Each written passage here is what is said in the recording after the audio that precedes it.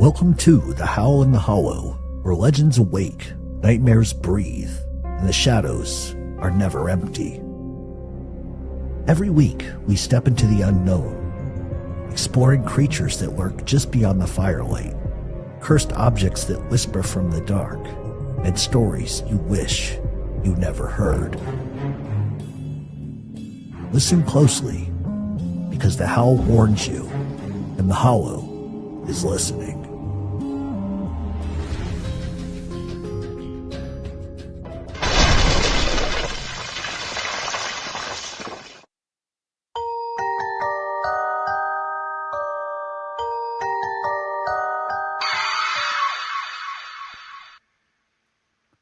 Hey, everybody. It's me, Jeff, Howl in the Hollow podcast, with my co-host, the effervescent Chicago Muscle. How you doing, buddy?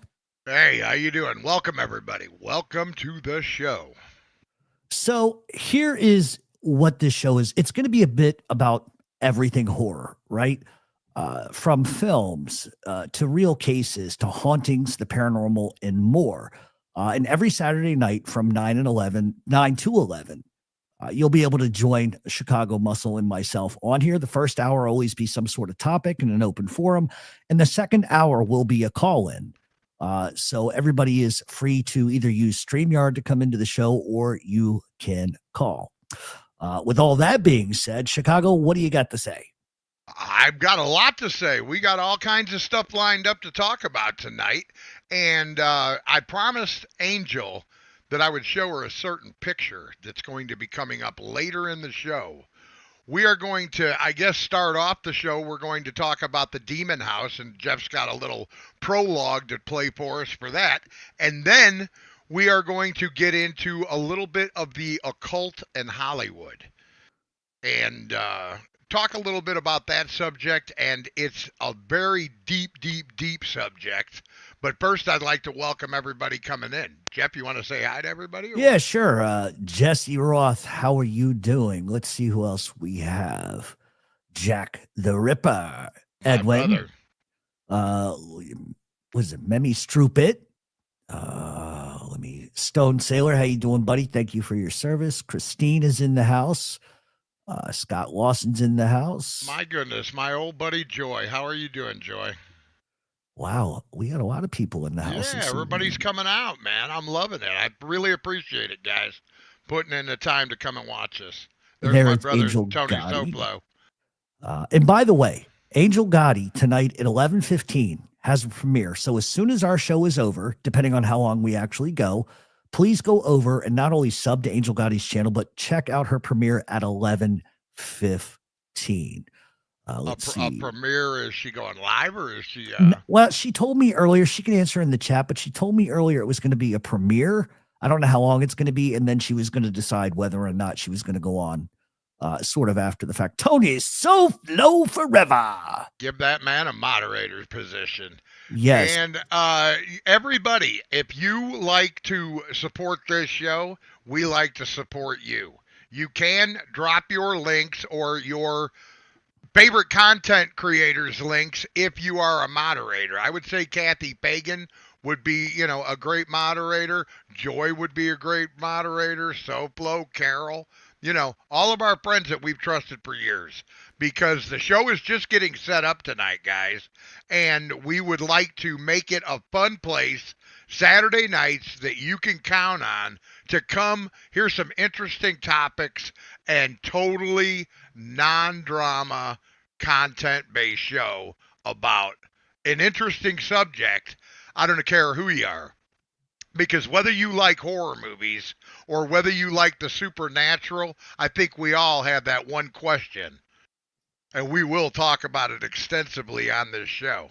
What happens when we all pass? Yeah, definitely. I added a couple of new moderators to the channel. All right, so I guess the best way to get started kind of with this is to talk about the demon house a little bit. And just do what? Excellent. Okay. So basically, here's some background. There was a house in Indiana that was incredibly haunted. And the mother of a couple of children ended up calling the police. And the police would come to the house because she was complaining that her children were getting violent. They were seeing things. The house was, haunted and all of this stuff's going on. And it was so bad when the cops walked in, they refused to ever walk in that house again. They were terrified. Now, to make the story even creepier, CPS was called in, which is typical of what you see in any situation involving children. And maybe later in the show, I'll show some of the paperwork. But one of these children from this house walked up the wall backwards, not just in front of doctors, but in front of psychotherapists. That's a little different than some hauntings that you typically see, because normally, the authorities are not seeing that sort of thing. And so in the long run, and what we're about to play for you is to add to that too, Jeff, the credibility of a police officer or someone like a DHS worker is on the line if they say something crazy like, I seen a child walk up the wall. It's, I seen this with my own eyes. They're going to think you're crazy, put you out of your position in that position pretty quick, I would say, if there's not some type of evidence to back up multiple people are having problems. You know what I mean? There's a definite connection with truth and people who work in an authoritative position like the police or the DHS. Absolutely, because if it's just coming from the children and the mother, then it's like, okay, it could be bunk. You know what I mean? Right, but you're going to put your career on the line, possibly, to tell some kind of a bogus ghost story. Yeah, no, right. I agree. It's creepy just looking at the actual reports itself. So in the short end, Zach Bagans, who is on Ghost Adventures, bought the house sight unseen. And he ended up locking himself inside of the house to do sort of his paranormal thing. And something really, really bad happened to him that was life altering. And basically what ended up happening in this house was something happened to his eyes, which neurologists could not explain. They crossed, and he had to have surgery to get them fixed. And they've never been the same ever since. So what I'm going to do really quick is play this video for you guys. And that'll sort of give sort of a narration of what this house was all about. And by the way, you can go onto YouTube or anywhere you can rent movies, and it's called The Demon House by Zach Bagans or Baggins. I don't know how. I believe it's here on YouTube. Okay, yeah. So you can go and rent it and watch it for yourself. It's fantastic. But we're going to jump to the video really quick.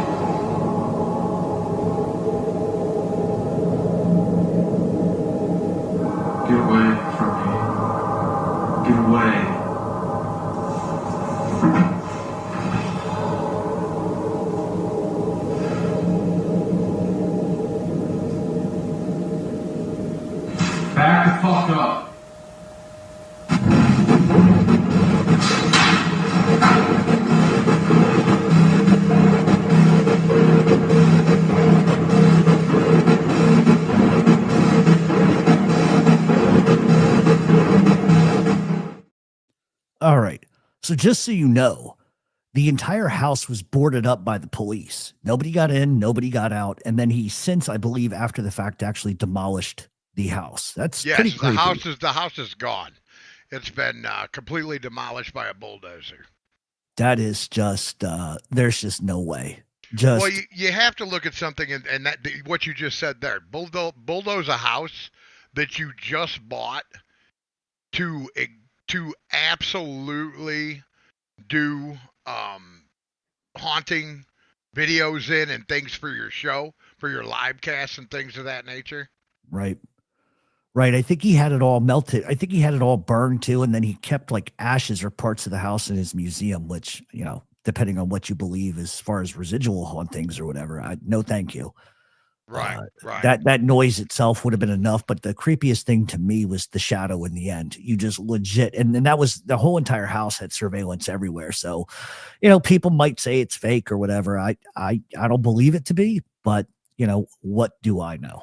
You know what I mean? Well, I'm a believer. Right. From the Christian side of things. You know what I mean? I'm not into the occult in that way or anything. I'm into it in a way of what would be the way an interest. It's an interest of mine because I think everybody the chat's very lively tonight. I think the best thing to do would be to do the show, Jeff. Screw the chat. Anyway, but Yeah. you know what I mean? Of any interest, seriously, now listen to me. Of any interest of the occult comes strictly from a bystander. I think that's important for me to say on the beginning of the show because I do actually study the occult and different aspects of all cults, to be honest with you, are an interest to me. And I do believe that there are things that we don't comprehend or are maybe not necessarily equipped to comprehend. And, this house, I definitely don't understand. The one thing that always sat weird with me was why would you buy a home to do paranormal footage in, but after you did your first little, instead of actually doing a series in it, why would you bulldoze it right off the bat? Yeah, I don't know. I mean, I think if you look at it objectively, maybe perhaps he didn't want anybody else going in there. But I don't know. I don't know what makes people, do what they do. But maybe it's to keep other people from. I see where I think I see where you're going with it. Like, why not give other people the opportunity? But I think maybe because something so friggin' awful happened to him there that he just didn't want to do it. Like I said, I don't know. Well, the one thing that you did say was that somebody who was it that had their eyes? There was an injury with the eyes. It was Zach. It was Zach that it happened to, the guy that was sitting on the bed when the goat man or the devil or the demon, and that's actually what the house looked like. Right, and he actually, this is verified, is it or is it not, that he had to go through a surgery Yeah. to see what was going on? Right. Yeah, and the doctors were unable to. He went to see a neurologist, a bunch of surgeons, and they've never seen anything like that before. Nothing. So I don't know. They also used to say that there was like ectoplasm that would drip down the walls, and that's what the cops saw, and they said, "Nope, not happening." Well, see, yeah, the cops did. I watched his movie on this, and the cops went back there when he was filming, and was in the house, actually in the basement, telling the story about what they had witnessed. So it was, and the cop actually had a uniform on when he was doing this. So he was still, it wasn't some kook that they, threw off the police department or whatever. This guy was still active. I remember that much about the movie. I hadn't seen it for a couple of years, but, I would have refreshed my memory on it had I known this would have been tonight's subject. But yeah, let me see really quick if I can do one thing just because we're on the subject. Sure. Let me see if I can pull this up, and then we'll get to your stuff. Okay. Oh, no hurry whatsoever. Yeah, I just got to be able to get this thing up. it might be a. We got some awesome mods out there tonight. Yeah, let me see. Maybe it'll let me share screen. I like you guys. Quick on the trigger. All right. Okay. All right. So this is legitimately from the social worker. Social worker came into the room to evaluate Miss Ammons, and eyes rolled in the back of his head, and his teeth were exposed, and he began to growl. 9-year-old stated the ghosts are attacking him, and his brother and the child became aggressive and walked up the wall as if he was walking on the floor and did a flip over his grandmother. This episode was witnessed by the psych counselor, DCS worker, and FCM Washington. And it just goes on and on and on and on. When the show is over, I'll absolutely post the link where you can get this, or you guys can email us, Howl the Hollow podcast at gmail.com, and I can send you this stuff. But it's spooky. It's spooky to say the least. But like Chicago said, the mere fact that any mental health professional would put their name on the line like that, if it didn't happen, it doesn't make sense. I don't know why they would do that, you know? Well, it only somebody in the chat said that the priest got mad when they demolished the house because Zach never closed the porthole. So here's what's interesting, and it sort of jumps off of that story. That is the priest that they brought in for that house ended up suffering like all kinds of like liver failure and all kinds of stuff when he was actually there. Oh, and really? they couldn't figure out what happened. And then even one of the guys that they had hired to be a cameraman went psychotic and was threatening to kill everybody on the set and et cetera. But even after this case, that priest still had problems. He got hit by a car. There was all kinds of this weird stuff that happened after the fact. But I remember when he was on location. No, I don't. You know what? It wasn't the priest. It was the geological study guy that they brought in to measure the EMF within the house. He had like immediate liver failure, and they couldn't figure out why. So it wasn't the priest. It was actually the geologist they brought in. Wow. Okay. That's interesting. Interesting enough. So where is it at now? What is the current situation? The property has no home on it, from what I understand. It's absolutely vacant. And from what I understand, I think he kept some wood and some nails, and he has them in a jar. And he had them in his house, but he moved them out of the house because the house was starting to become incredibly haunted. But I think anytime you collect anything from a place that has, well, he has that museum in St. Louis. Yeah. Is it St. Louis or Vegas? Or Vegas, my bad. Yeah. But it's crazy. He's got a bunch of stuff there that just, I don't think a lot of people. Yeah, I would not want it, like Kevorkian's van and all that stuff. No. I don't think I would want that. It's kind of like the Warrens Museum, where they collected all of that, those artifacts from the different hauntings that they have investigated. Now, some of that stuff, could be just, regular stuff, but you got to realize, I think that if there's an attachment to something, and a lot of people, basically don't believe in these attachments, but I believe that if you bring something in that's got an attachment to it, like a demon or something like that, right? If it's been used in a ritualistic way, or if they use it in a way to, I don't know, bad aura happens around it, murder. Right. You know what I mean? Murder is a very bad aura. And I think that, anytime something that violent or transpires, that certain bad energies instantly connect themselves to it. Well, yeah, I mean, there's a lot of truth to that, because if you look at even some historical places that have just mass killings or whatever that's happened there, those are always really hot areas for some reason. It's almost like the energy, the bad energy, the toxic energy just seeps into whatever the hell's around it. And they say that it's really prolific, especially in areas near water or limestone. So I don't know what the connection is between limestone and water, but it seems to enhance it a great deal. Right. And I've heard that myself. Why, where, and how, I don't guess I would understand. But um, realistically, I think that when prisons, why are so many ex prisons haunted? Or they say they're haunted. It's one of the bigger targets.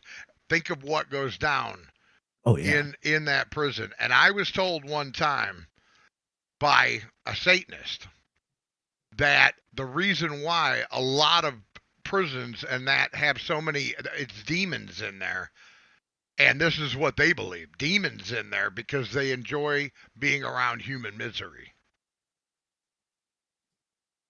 Yeah, no, it's interesting because if you look at, and I don't think it really matters what prison, because even in prison, as well as a lot of our listeners, is that there's a lot of sort of unsavory things that go on in prison, albeit from the guards killing people in the old days to prisoner on prisoner, that kind of stuff. It's already a place that is sort of inhabited by a lot of emotional scars. And when you just add murder on top of that, I mean, think about the people you're dealing with for a second, especially like in a supermax type of prison back in the 60s. You know what I mean? So I think anytime you already have the mechanics of people that are somewhat unstable, and then you add murder on top of that, and then being victimized repeatedly either by guards or other inmates, I mean, it's just going to be Right, a natural right. cauldron We have for a lot of stuff. PSU in the chat says, I work in a prison and I had inmates doing voodoo on me. True story. Love to hear it sometime, brother.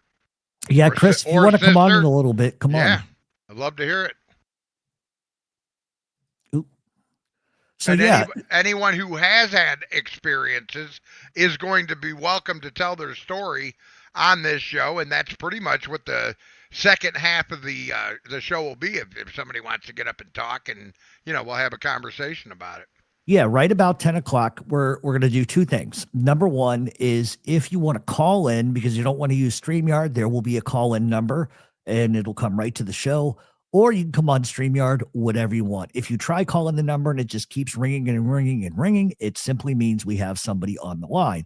And just as a warning, all the calls are traceable and everything like that. So please, if you're going to play games, just don't bother tonight. Thank you. That's all I have to say. So speaking of sort of devil worshiping and Hollywood and that kind of stuff, you have some photos you want to share with us tonight, right? Yeah, I do. And this is going to be an ongoing series about the satanic ongoings of Hollywood. Ooh. And I truly believe that the occult started earlier, but it really sank its fangs in about 1966. And that be the year that Anton LaVey started the Church of Satan. Now, during that time, Anton LaVey started the church. It became a very big fad. You know how things in Hollywood are, just like veganism, now it's Scientology and Right. different things of that nature. Well, during that time, Anton LaVey, the creator of, again, the Church of Satan and the writer of the Satanic Bible, made a lot of different friends in the music industry, and the music industry, Hollywood, all of the sorts.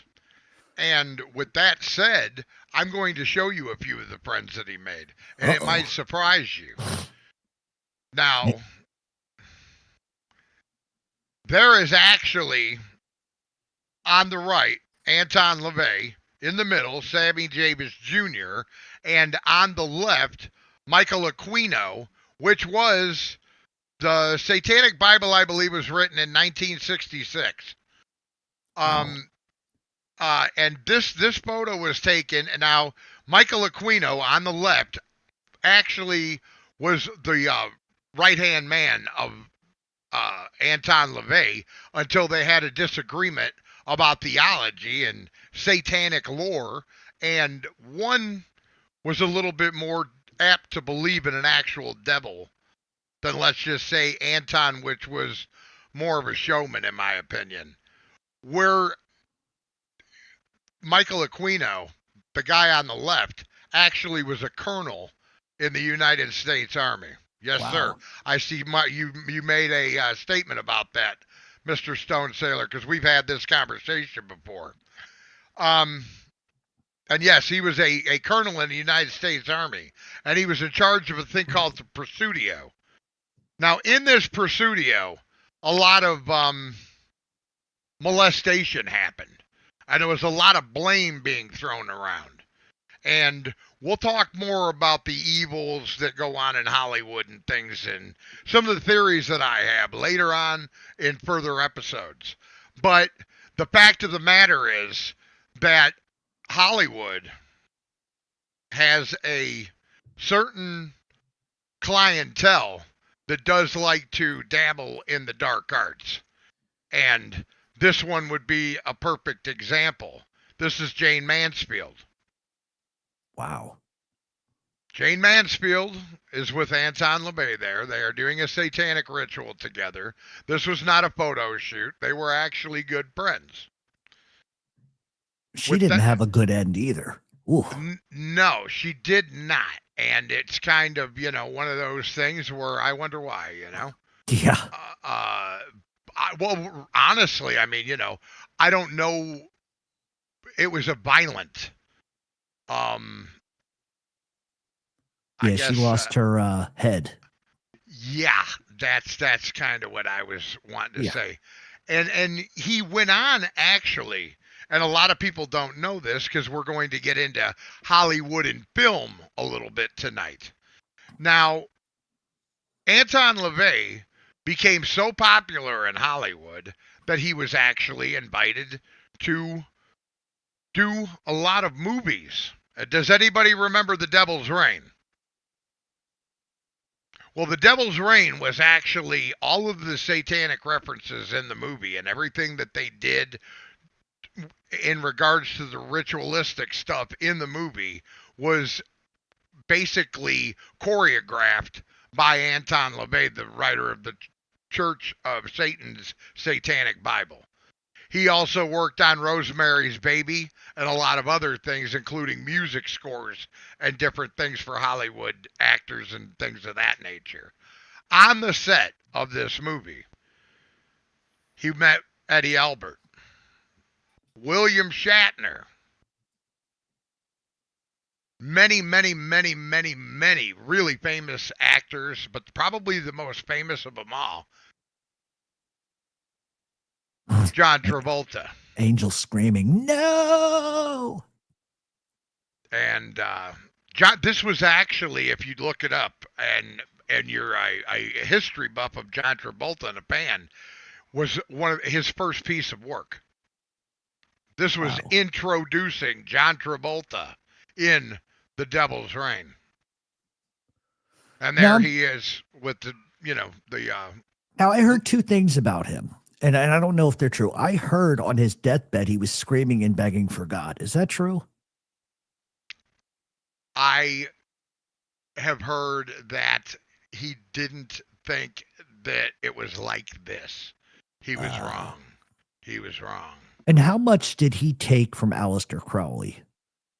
I think that he took pretty much all of Crowley's writings and then, like anybody, takes what they want from another man's art and adds what he wants to it, blends it all together, and calls it his own.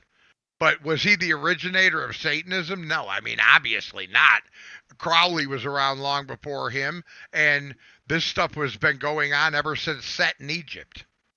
Well, I always thought that Anton LaVey was more Barnum and Bailey about it than where Aleister Crowley was straight up hardcore serious about it. Like they had, like, there's been rumors there were human sacrifices and stuff like that that took place at his house. I don't know if that's true, but there's a lot of stuff out there like that. Well, if you read the writings of the Golden Dawn and Aleister Crowley, most of what you'll find is talking about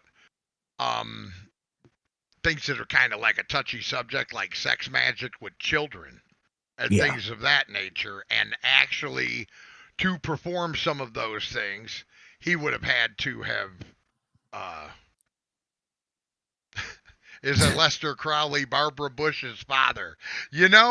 I have heard that before. I I've heard it cannot too. confirm. We're going to have to get 23 and me in on that. Yeah, that's going to be a DNA test, Elio. Yeah, that would definitely be. I'm not too sure about that one, pal, but it's very possible. I don't know. You know, I'm sure he's had lots of kids all over the place, but the things that he was up to. But definitely, there's a coincidence with all of these movies and all of the things that are going on right now, the child abductions and things, and we'll get into that. But let's look at the chat room. Is there any questions that you guys got about this? We're going to go into that here in a few minutes. But let's see. Here we go. Here's a good one. It says, I think Mel Gibson, who said Christopher Walken is the Antichrist. I don't know the story well, but supposedly Walken was levitating on a skyscraper in New York City. I've never heard that. I have. I've heard all kinds of different stories, but a lot of these things are like after school, you know. You know what I mean? Like the kid that got into a fight and it turned into a shooting match. You know what I mean? It started off as and then by the time the story got 3 blocks up the road, it was totally different. You know what I mean? And a lot of these things, I believe we have to. We're going to have to have some evidence. Yeah, absolutely, absolutely. Now, see, this is where I get with people like Charles Manson was sick into Satan. My opinion on Charles Manson is probably not going to be very popular, but I don't think he was as seriously cuckoo as he pretended to be. I think he was a lot smarter. I think he played the role a little bit. You know what I mean? But I don't know how much of it was Satanism versus just sort of using the terse and the climate at the time with race relations to sort of get his initiative sort of done. But if you really look into his case, and this is probably going to infuriate people that I'm about to say this, but if you look into his case, the only thing that he ever said was, if you're going to do something, do it well. He never told anybody to go anywhere and do anything. But they needed also a demon to be held responsible for that. I'm not saying he's not guilty of anything, but I'm just saying that I think over the years they've made such a... I think he led the horses to water and they were psycho enough to drink it. Absolutely. Did Charles Manson ever... I think he might have killed Bobby Beausoleil. Yeah, I would have a tendency to agree with you. Because there was people that were eyewitnesses that he was a snitch. They're telling on him stealing the car ring, that thing. You know what I mean? Yeah, and I think he's, his name was Bobby Beausoleil, wasn't it? The one that ended up that they disappearing on the ranch, they never found. Yeah. That I believe that was his name. Now, as far as Manson's concerned, I think he was manipulated by someone besides himself. And I also believe he was a chameleon. He would either be a devil worshiper or he could be Jesus one day. He could be whatever they wanted to be on an acid trip and whatever vision he wanted to put into their head. I think the thing that Charlie was most guilty of is being just a manipulative scumbag that got people to do bad things in his name. Oh, no, absolutely. And if you look at his story is one of like what you would expect with serial killers, not to get on that. But I mean, his mother was a prostitute. He was in and out of prison since he was 14 years old. He got abused at one of the prisons for teens. What are they? Reform school or whatever they want to call it. Not that gives sort of parlance to what he did, but it's just nobody wakes up on a Tuesday and decides, hey, why not? You know what I mean? So it's right. I think they've always tried to make him a monster when in reality, was he screwed up? Absolutely. Was he violent? Yes. Would he have done it himself? Probably not. No, I don't think he would have. I don't think if he couldn't manipulate people into doing what he wanted them to do, nothing that extreme would have gotten done. Well, and it's interesting too, because if you draw a parallel between Manson and anybody who ever came in contact with him that died under spooky sort of conditions, I mean, Dennis Wilson, for Christ's sakes, the drummer for the Beach Boys, drowned. Right.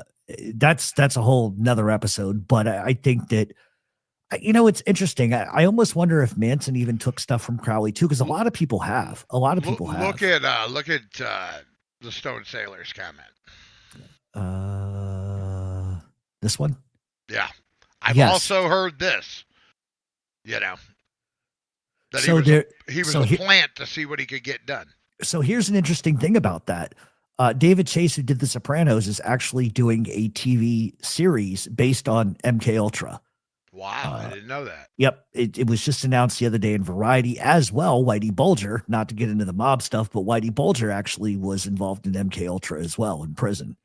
They got a lot of money to do it, so a lot of those guys did it. But as far as so this is an odd question, and I'm only bringing it up because I see this all the time, and it's not a subject I get tired of sort of seeing it everywhere.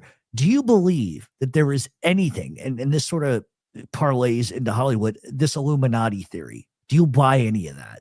Absolutely. Okay.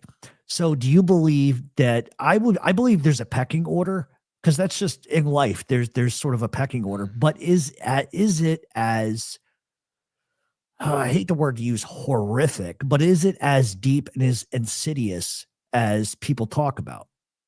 Well, here's the thing I've always thought, that if the human mind can conceive it, somebody's already probably doing it. Yeah, no, you're right about that.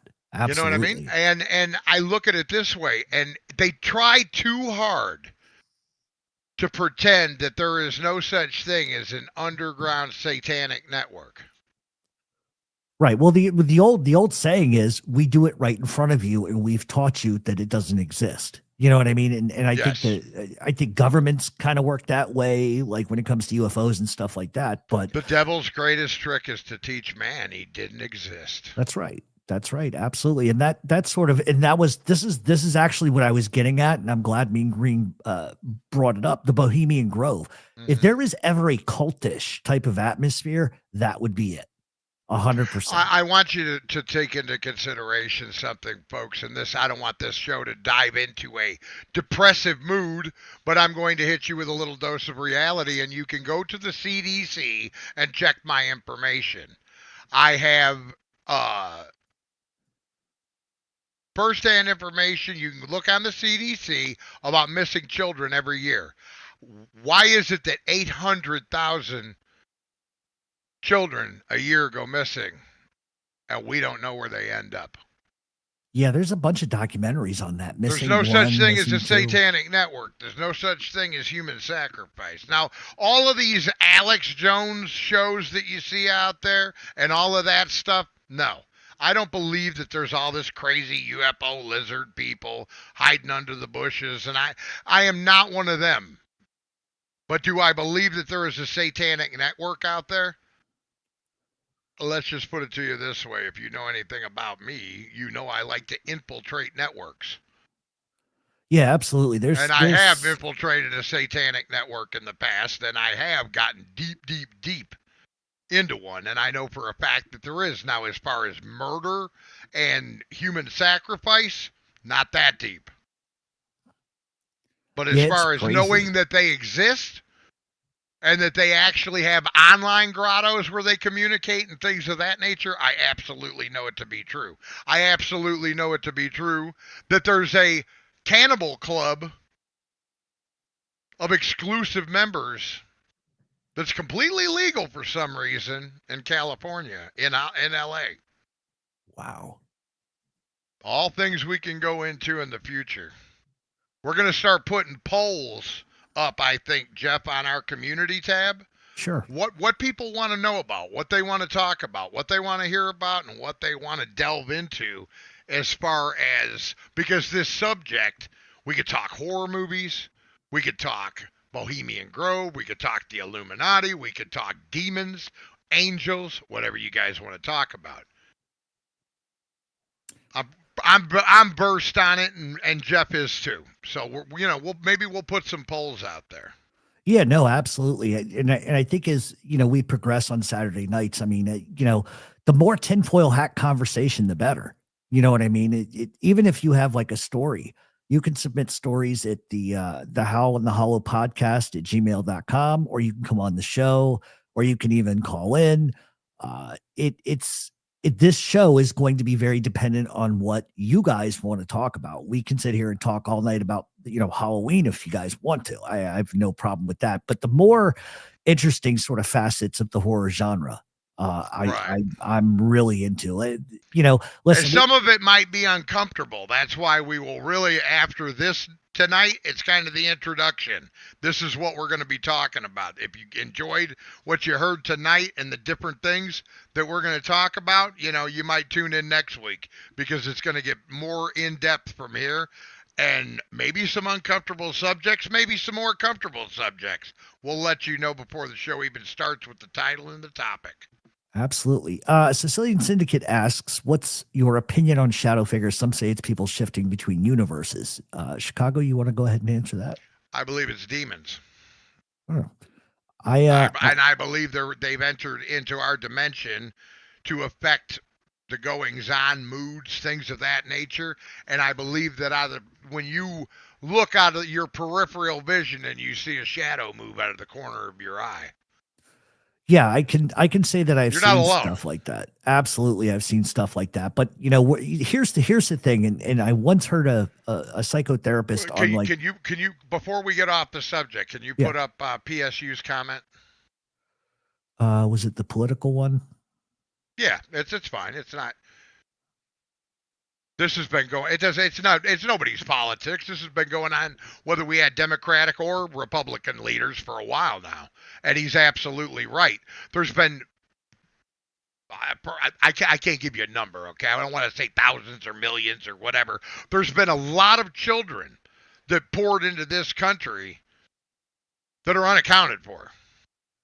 Absolutely, especially in Canada. Believe it or not, and I want to be careful how I sort of weave this because I know somebody whose son just disappeared in Canada, and that is a big thing on Vancouver Island. We're talking hundreds of kids go missing and they just vanish and they never see them again. And I don't know if she would even be comfortable coming on the show to talk about that, only because the people that are nefarious would like to do things that were not very appropriate for her. But the story of what happened to her son is just absolutely insane. And still to this day, they don't know what the hell happened to him. But it's sort of like the stuff that goes on in the Pacific Northwest, same sort of thing, the missing 411 and all of that. And her case is really weird because her son was actually leaving an apartment to walk 2 blocks home, and he had to take the side of the freeway to do it. And they have cameras everywhere, but yet he's never picked up anywhere. And all they find was his backpack and a skateboard. It's very sad. Very sad. Boy. Yeah, that sounds very bad. Anybody that loses a child like that, I feel for him. So, yeah, definitely. Now, as far as ghosts are concerned and haunts, what do we got here? You had a comment that you put up earlier. I know you wanted to say something about it. Oh no, I know what I was going to say. I want to ask everybody in the chat, if you've ever seen a ghost, press the number 1.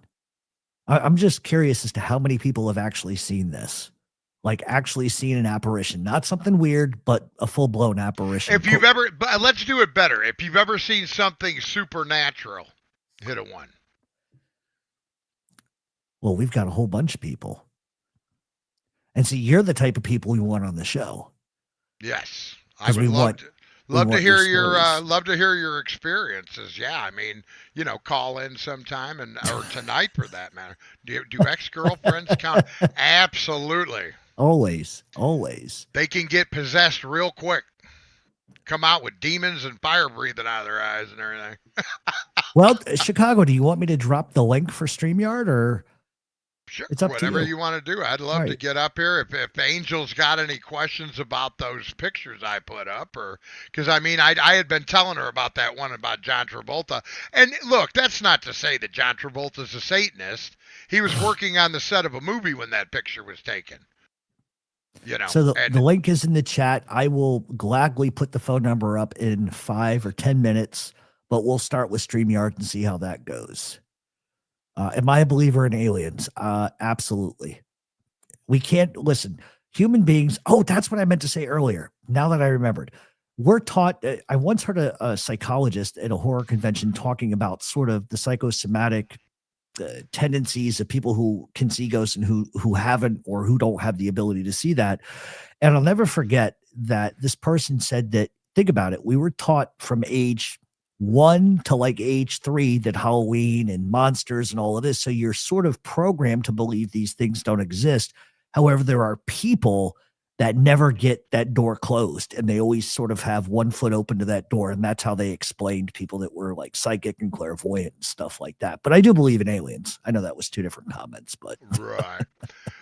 64 Plex says Scientology versus Satanism. Similarities. Very interesting. Here's a similarity for you. L. Ron Hubbard, who started Scientology, and Aleister Crowley used to be roommates. I did not know that. How's that for a similarity? They both ended up going on to start large cults. I did not know that.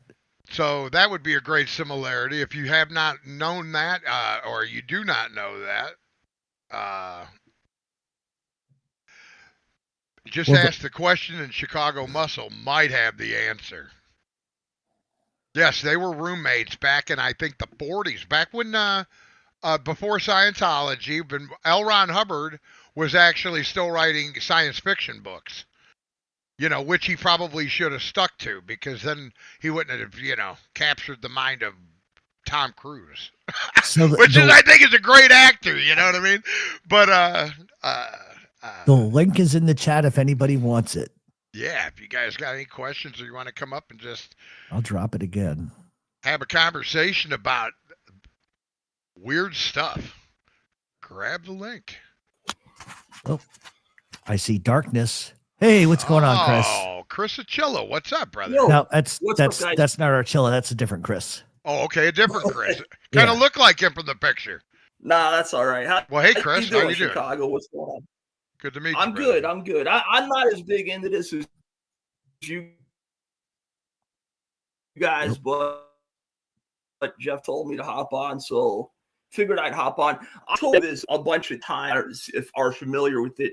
You ever hear of the Smurls family, the movie The Conjuring was based off of? And they just had a new one come out this past year, The Conjuring Last Rites. Yes. Yes. So that as a matter of fact, that house is like the first movie that came out, not to interrupt you, but the first movie that came out, in my opinion, was even better than this one. And it had Don Johnson's original wife in it. And yeah, I'll have to maybe get the link up on the show afterwards, but go ahead. Yeah, I haven't seen them, but the house is only like a town away from me. It was from my area. The people have obviously since moved out. I don't know where they live now, but that was a big thing like way back in the day. And I guess they brought all kinds of people in to try to, I don't know. Jeff, you knew who they were. Remember I showed it to you? You said all theirs and you said the girl. Yeah. The Conjuring house is actually getting ready to go up for auction.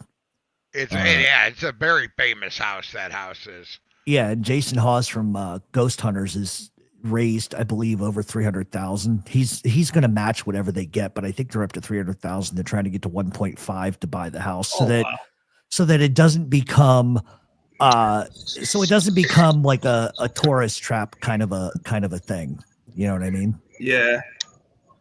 Yeah, I don't think a lot of people go there now because they've been out for such a long time. But I just figured I'd share it out. It's that's been around for a while. The other thing I was going to say, like you're talking about the Hollywood stuff. How about that crazy? I have a hard time, like I said, believing all this stuff. But the adrenochrome. You ever heard that adrenochrome conspiracy shit? Yes, I have. I've heard of that too. And do I believe it's a fact? Sure. I mean, again. Yeah, I believe it. You're talking about the blood transfusion?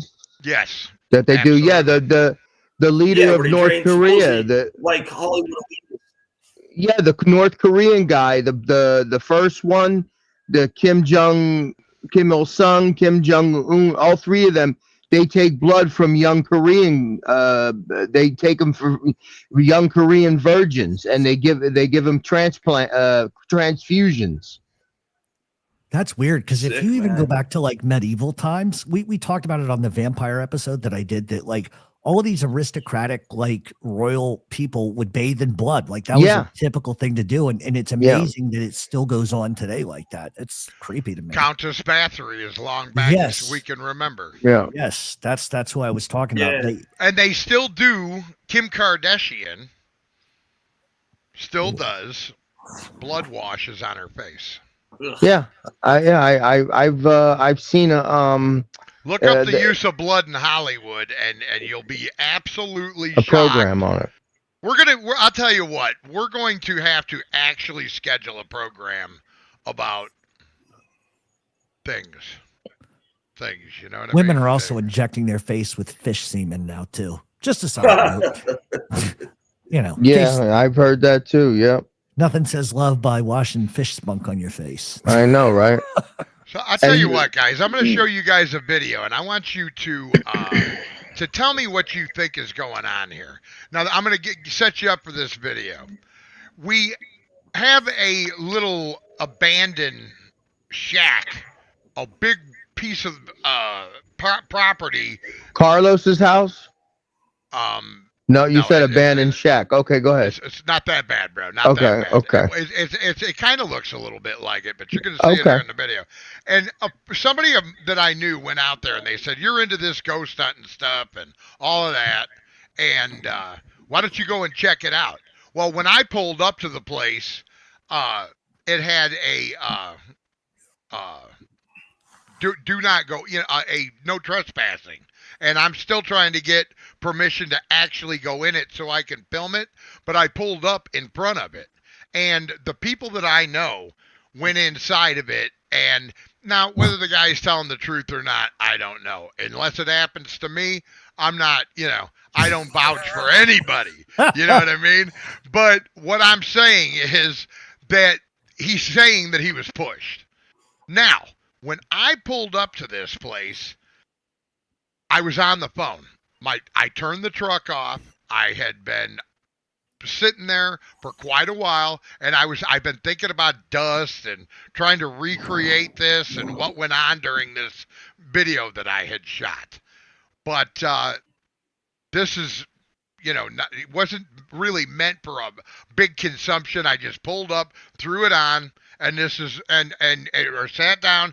I was on, like, again, when I pulled up to the place, I was on the phone having a conversation. I think I was on the phone with SoFlo or either SoFlo or Beck.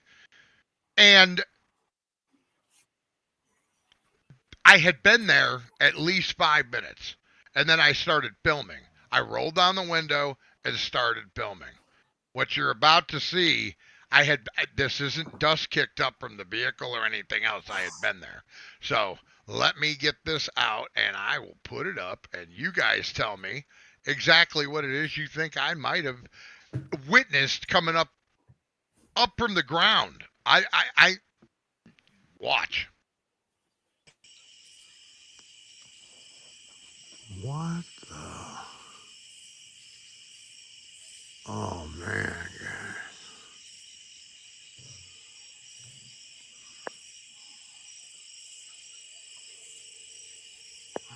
Can you tell me what the hell that is?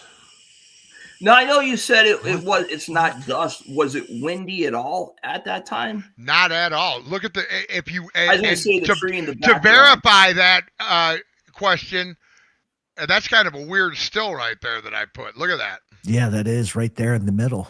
Right in front of me right there. That's kind of an interesting looking shot right there. I haven't even examined this for stuff like that, to be honest. It's funny because one night I was playing a video of a graveyard, and somebody said, "Look at the head behind the tombstone," but the head was see-through. And we zoomed up on it. It was during one of mine and Mike's shows that we were showing it. And I had never seen it before. So anyway, this is a pause frame of it right here. But no, in answer to your question, if you'll look, you can see the tall weeds out there right in front of me. You see them? That tall and I'm grass looking there in at front of me? the tree branch isn't really shaking. Right. So, okay, let's go ahead and start it from the beginning. And since you've asked that question, maybe we can all see if we see stuff moving. But as you can see, what is this in front of me? You see what I'm saying? There's stuff coming up from the ground, and the truck had already been settled there for, like I said, 5 minutes before I started shooting. So it wasn't like I pulled up, threw the camera on, and dust started flying all over the place. You follow where I'm going? Very dusty on that gravel road, but there's something weird, and it's going straight up back into the atmosphere. Let's take a look. The wind. No wind. What the?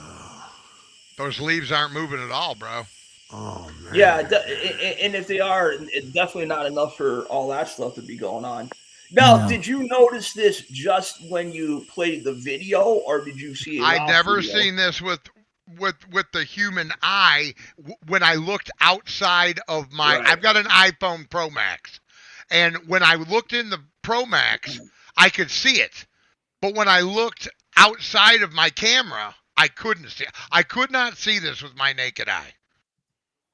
Right. I only seen it in the camera. No, That's why they don't want to go down and meet you at the gravel road right there. You don't know what's gonna happen. Yeah, it's just freaking no telling what could go down. Let's keep watching. Can you tell me what the hell that is? What the fuck? What the fuck? What is that? I don't know. Look at it. You see it? It almost seems like bugs, like a bunch of bugs, but it's not. It's too much. All flying in the same direction. I wouldn't be able to talk if there was that many bugs out there. They'd be in my mouth, bro. Yeah, you'd be inhaling all of that. And to be honest with you, Arkansas, that's where I live. I live in the Ozark Mountains. Arkansas is really not that buggy. It's not like Wisconsin with the mosquitoes or something. You know what I mean? Right. Or up north. Yeah, I'm not saying it was bug. I just right. But I get you. I get you, like mayflies or something. Right. Yeah. Everything that I can possibly think of, and I'm gonna go back and we're gonna try and debunk this whole thing, see if it happens again. It's gonna be a little bit of a series for us, and I'm trying to get permission to actually go in. But the first time I went there, this is what went down.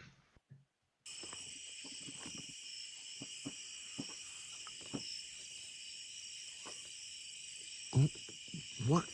Dudes. And as you can see, I've been there for a little while, and it's still doing it. Okay. There's a bug went by. Yeah, that was a bug, yeah. There's the fucking house right there. You can see the bugs. Guys, They're big here's objects. the business with this house. It's like, but when I zoom up, as you can see, there's still something vertically going up. Mm. Or I mean, yeah. Or my bad, horizontal. Look at it's vertical. It's vertical. Look at the dust and the particles and the way they're flying straight up. And there it is again. What that is in that purplish looking hue. I don't know. What the fuck? When I pause. What the fuck? What is Look at it going vertically up. Did you hear that noise in the background? No, what noise? Go back. I mean, we're examining this. This is like the fourth time I've watched this. Can you tell me what the hell that is? What the background noise definitely sounds like bugs to me or crickets. What? Yeah, that's crickets. What is that? Yeah, those are crickets in the background. See it? Oh shit! Let's go camping there. You want to get like the four? We'll all together. We'll go camping. This is up the road from my house. We ain't camping. Yeah. You go camp. I got 200 acres over here. We can go camping. There you go. I ain't going anywhere near that gravel road. Jeff, you don't have to go to Romania. You just have to go to Arkansas. Yeah. Oh, wait till you see. I'm going to show you another place here after we're done. Okay. We got content tonight, Jeff. Don't you worry about that. There's the fucking house right there. Guys, here's the business with this house. Let me back off here. Supposedly somebody died in it, and I know a couple of people that came in here to ghost hunt it, and they got hit.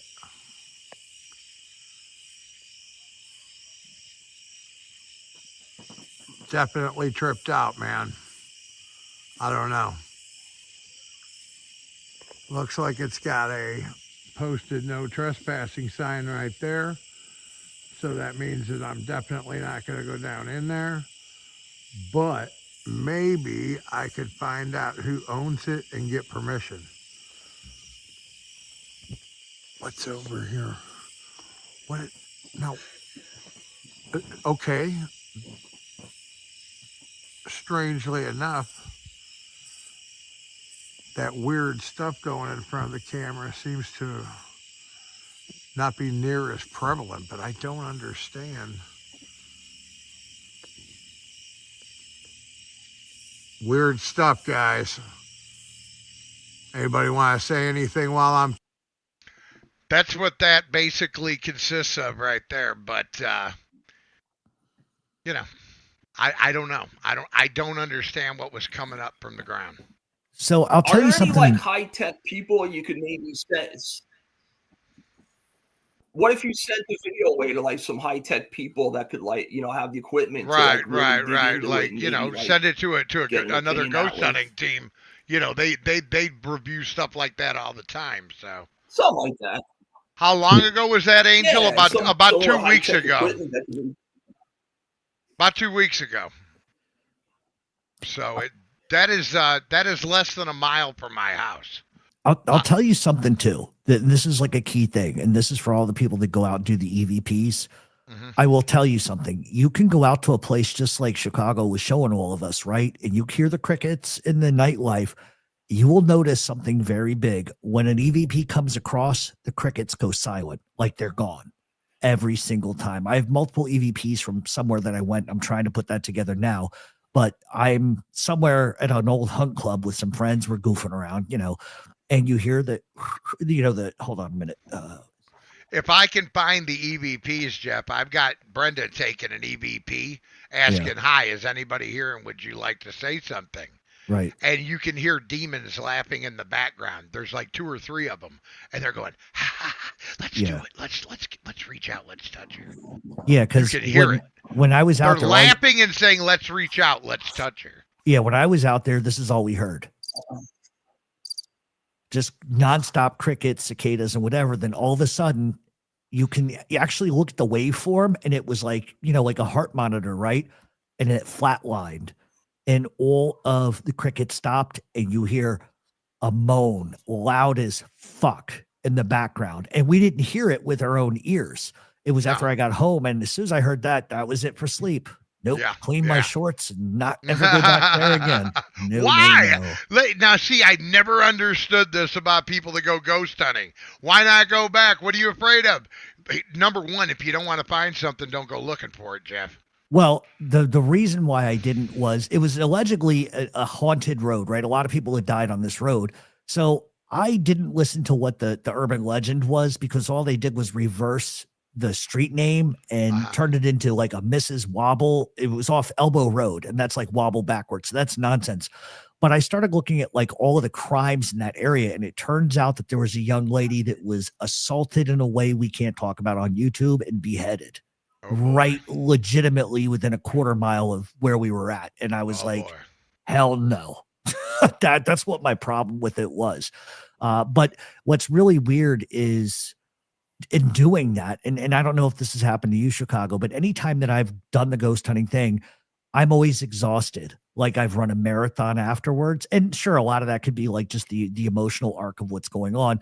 But the other thing too is that when the EVPs come, the closest thing that I can, sometimes they're very audible and you can actually hear them with your own ears. But other times I have found, if it's like this, if you ever sat on a porch and let's say you live in a pretty residential area and you see people walking down the street, you can't hear what they're saying, but it's audible enough so that you can kind of hear them talking. They're talking because you hear the muffled sound. That's what it always sounds like to me. But anytime I've ever done that, I always leave exhausted, like I've run a marathon, and I just don't understand that. Well, I think that anytime you put yourself through some mental instability, and let's face it, if you're literally expecting to encounter the supernatural,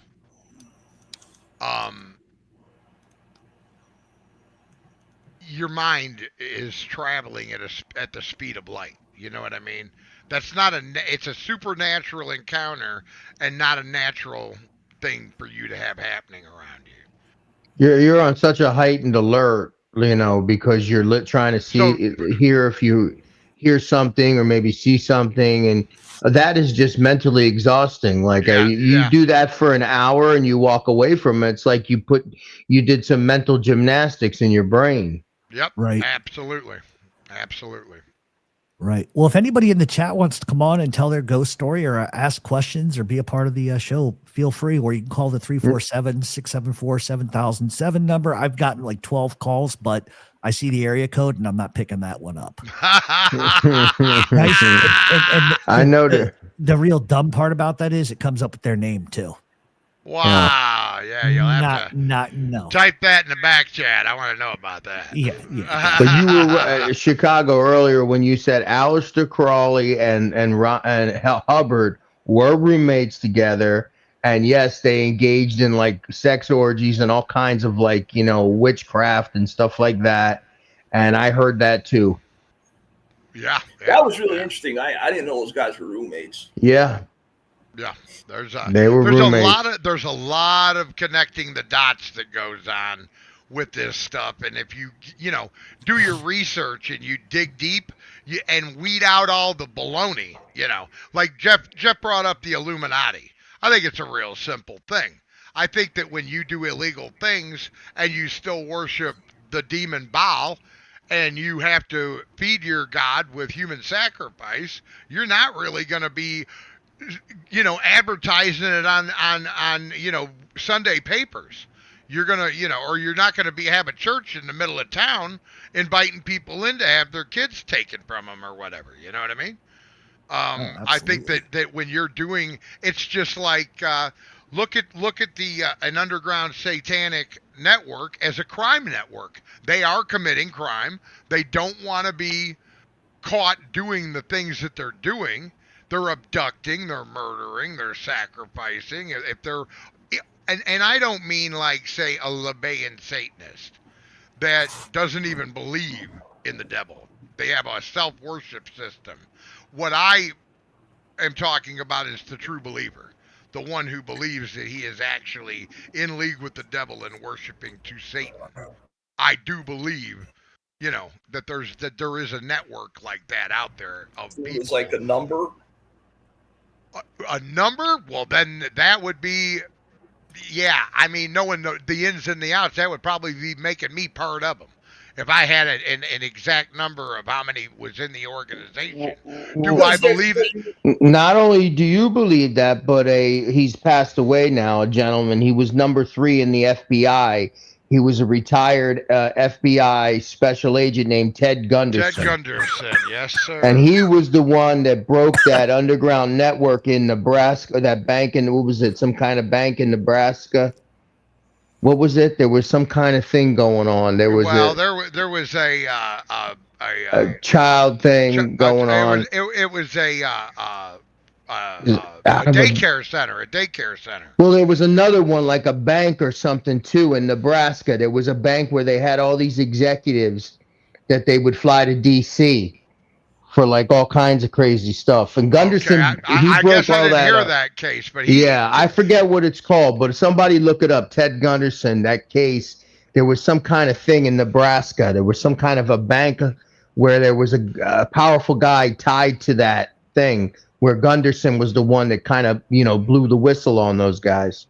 And the thing that makes me want to shout it to the heavens that I believe it even more is that basically the old guard, and I do mean by the Hollywood and the news publications and everything, they want to attribute that whole incident to satanic panic.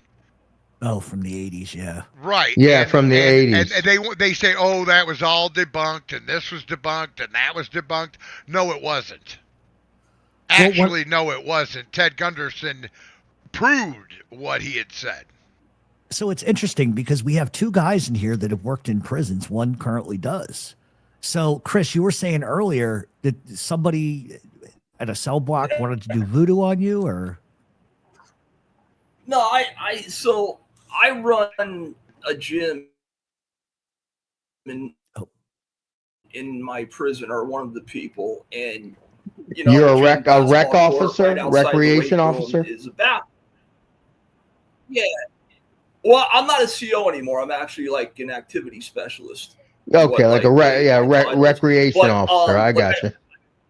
Yeah, I go to work in regular, like I don't wear a uniform, regular clothes. But anyways, Like I was walking, and we have a CO on duty posted there, and I'm just walking by, and he says something to me like, I think this guy's yelling your name. And in the bathroom, I look at this, there's this guy in there, and he's like spitting water up in the air. His eyes are going nuts and saying all this voodoo crap, and I'm hearing he's saying my name, my last name. That's probably I fairly kept an eye common. on him afterwards. He was all right, but yeah, no, he was. The funny thing is, we have gym workers. One of them, we have like 12 gym workers. One of them's a Satan worshiper, and the funniest thing is, he's like the nicest guy. He's like easy to talk to. He's nothing like what you would think. He's like articulate. He's easygoing. You don't have any issues with him. He does his job, but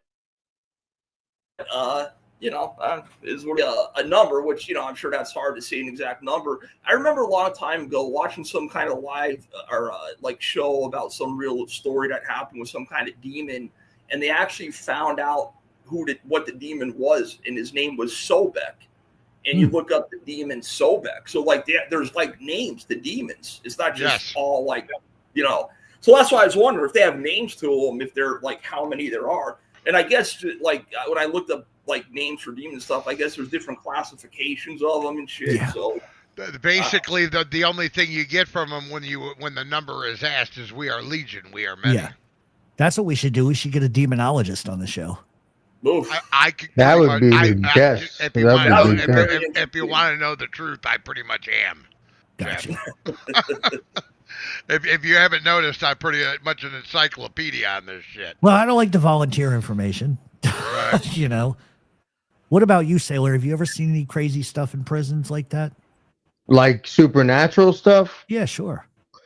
Well, I've never seen it personally, but I have talked to officers when I worked there that came from prisons like they worked in like Terre Haute where the federal death row was. Like I knew a guy that worked there, and he was there when they killed McVeigh. And he told me that there was a wing there that that was haunted. And I had another officer that I worked with at Coleman. She was a female. She told me that she swore that this one part where we kept a lot of the food carts, like all the way in the back where they had a lot of spare stuff and all that, she swore that part was haunted. I don't know. She might have been a little goofy too. But other than that, no. My prison wasn't you hear stories about like older prisons, like what Chicago says, how they kind of, a lot of men died in those prisons, a lot of men suffered in those prisons, so that's got to leave some kind of residual effect, it has to. Places of human misery. Yeah.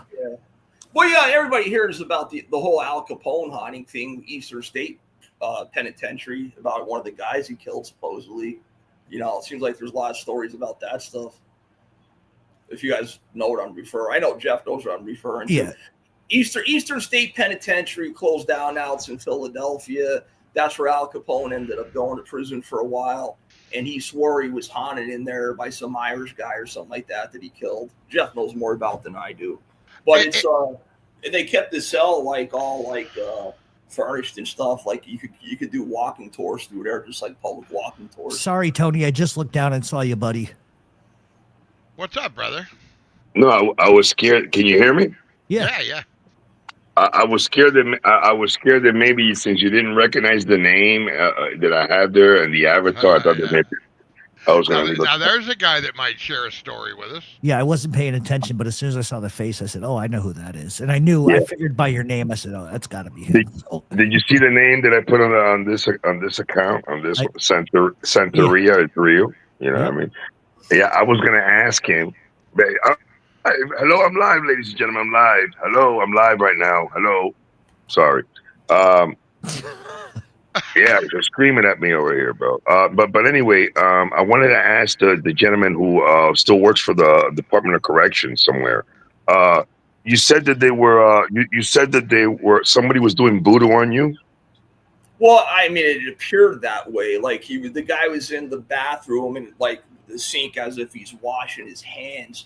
And one of the COs on duty called me over and said, "Lionel, what's this guy doing?" And he like notified me of it, and I look in, and he's like spitting water up in the air, saying stuff I can't make out, but I hear him saying my name a couple times, and his eyes were going a little nuts. Okay.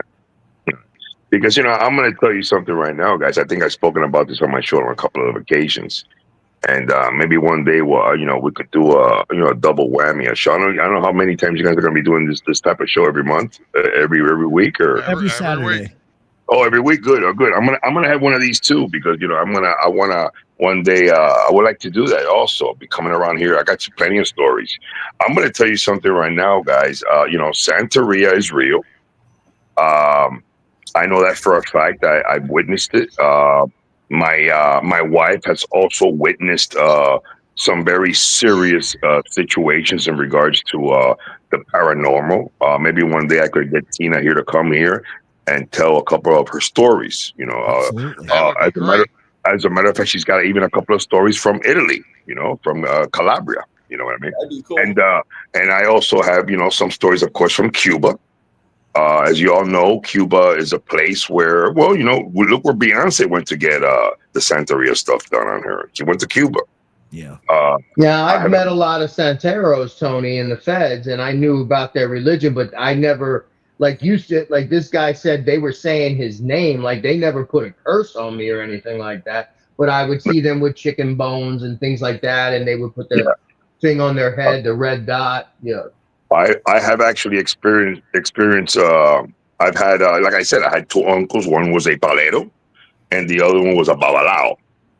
And these guys really messed around with the dead. I mean, to the point of having bones of dead people.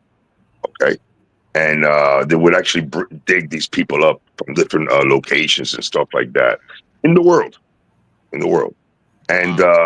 And they would actually speak to these entities that would actually say things about these individuals that only these individuals would know and stuff like that. I've actually, experienced that. I had an aunt that was able to tell me things about me that only I would know. Okay, so she actually lived with me in the same room with me for a couple of months, before she passed away and stuff like that. But I will tell you this, guys.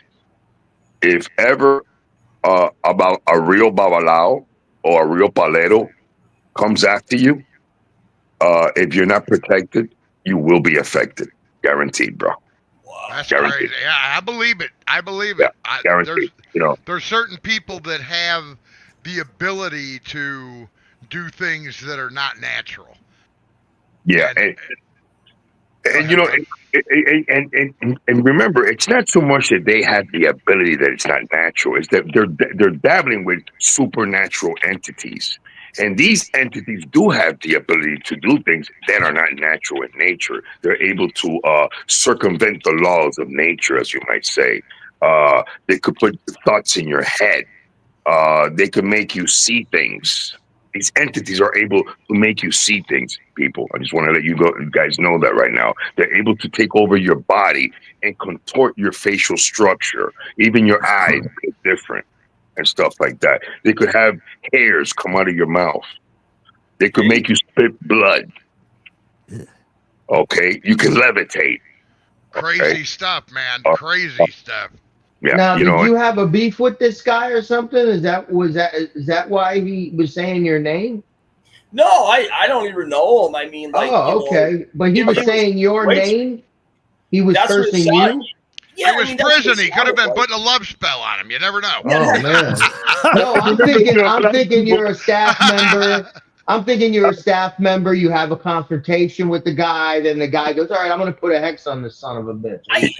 That's the thing. Was like I don't even remember him specifically. Like inmates don't like to be told the word no if you got to tell them no. But there was nothing going on with the guy that I knew of. Like it's just a weights class. We got like 40 some guys in a weight room at once, and they use the bathroom sometimes, and I didn't even know about it. The CO on duty was telling me. And I just caught like the end of it, and I mean, definitely sounded like that. I was actually laughing about it. I kept an eye on him afterwards, and he never said anything to me. Did you develop a rash on your crotch or anything like that? within 24 hours or anything like that? No, everything's pretty good down there. All right. Good. Good to know. But it could have been nothing. It could have been him saying something else. It just sounded like it. Like I said, I don't know. Just as a side note, I have to say this because I have Tony on my show today. Number one, thank you for coming. Number two, did you guys read today that Luigi Mangione got beat up by 7 ladyboys in Thailand? What? Oh, Jesus. I'm serious. Go to the New York Post. He got beat up by 7 ladyboys in Thailand. Imagine that, of all places and of all. Wait. The guy that's he's in lockup. How did he get this beat happened? up? This happened about 6 or 8 months before all of this happened. Oh, they found out that he was over there, and a couple of the boys got it. Okay, all right. That happened to somebody else. That happened to somebody else we all know too. He lives in Kingston, New York. Yeah. The spirits of the trannies attack him every night. Just so everybody knows, we are also live streaming on Facebook as well. Well, if you don't pay them their money that you owe them, they'll beat your ass. I guess you can't. I guess it's very hard to outrun 7 ladyboys in heels. That's how you make a tranny moan. Don't pay her. Going back to the subject, how many people here have actually experienced what that phenomenon that people call shadow people? I have. Oh, you have. How many times? I grew up in a haunted house. Absolutely. That's my whole reason for the fascination. I always was deathly afraid of it until I decided to start facing my fear when I got older and started looking into it, and I wanted to understand it more. But I grew up in what I would consider a very, very haunted house. Let me ask you a question. When you say shadow people, they were like what, dark figures? Right. Oh. I would see them. Like, say, I would be sitting in the front room watching TV with my dad, and we had a giant front room. And when I was younger, I used to sit on the floor. We had one of them big console TVs, and I would sit in front of it, and I'd have, like, coloring books or, whatever. I was just playing with my toys or whatever. But I can remember actually sitting in the front room and looking, and you could see the hallways down that went to the other side of the house where the bedrooms were and everything. And I could see things peeking around the doors down the hallway looking out the doors. But you mean that you were seeing like a dark figure? Was it like a... Yeah, it was completely, you couldn't make out a face or a denomination, whether it was male or female. It was just a black entity. Was there any type of feeling that you would feel like in your soul, like in yourself? Emanating that just basically I wasn't supposed to be there. It would get almost like a panic attack type feeling would come up when you'd see that. Yeah, the first time that it happened to me, Jeff, I don't know if you ever heard me tell the story. I was in confinement in a correctional institution here in Florida, and I was in a single man cell, and I woke up in the middle of the night. I was unable to move. Damn. And I was able to move my eyes though. And there was this, I was feeling this pure evil. Just like we say pure beauty when we talk about Sasho, this is pure evil emanating from somewhere. But and I was seeing everything looked opaque. And all of a sudden, this dark figure started to materialize, floating on top of me. And I was unable to move, bro. Just my eyes. And what came to my mind at that moment in time, I wasn't even a Christian, guys.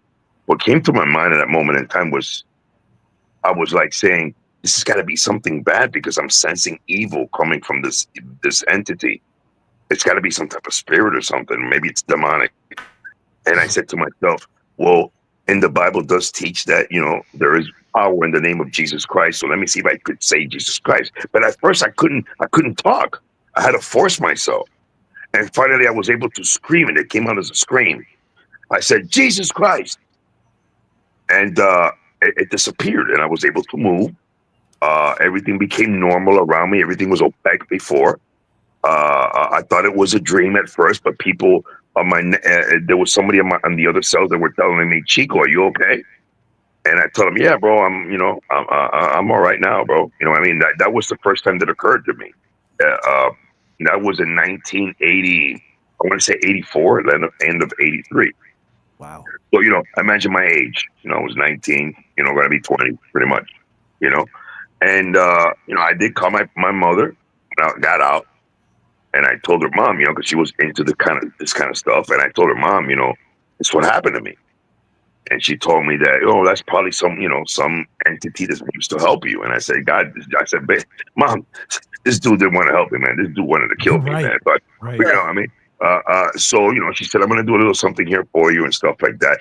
And it happened again. And it would happen on a fairly regular basis, even when I came out of prison. And it stopped in 1980. This last time it happened to me was in 1990. Mm. You know what I mean? It's real, guys. It's some people say that it's, I've heard it. Art Bell. You guys ever watch Art Bell? Listen to all the Art Bell. Art Bell, George Norrie. Yeah.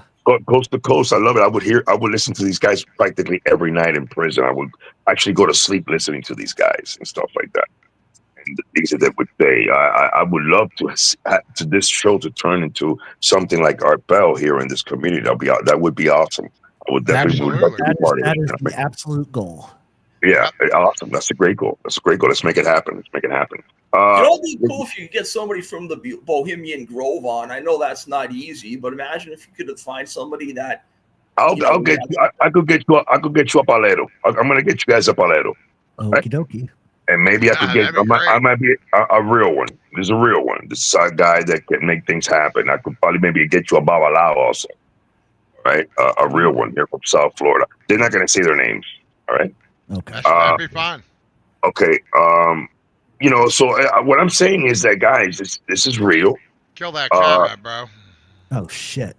I just got out the shower.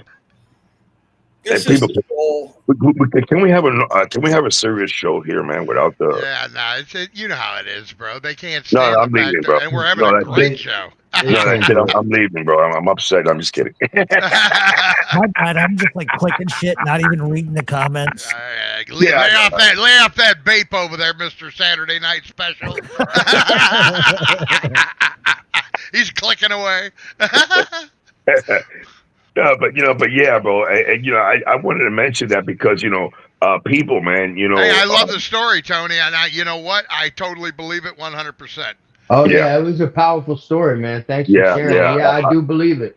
I've seen things in my old house too that we'll get into, but it's I believe you because I know that. But remember, the power of Jesus Christ takes care of all your problems, people, and that's where my side of this show. I don't even know, Jeff. What's your religious beliefs, Jeff? Do you have Catholic. Any? I'm Catholic. Are you Catholic? Okay. Yeah. So the two hosts of the show are both believers.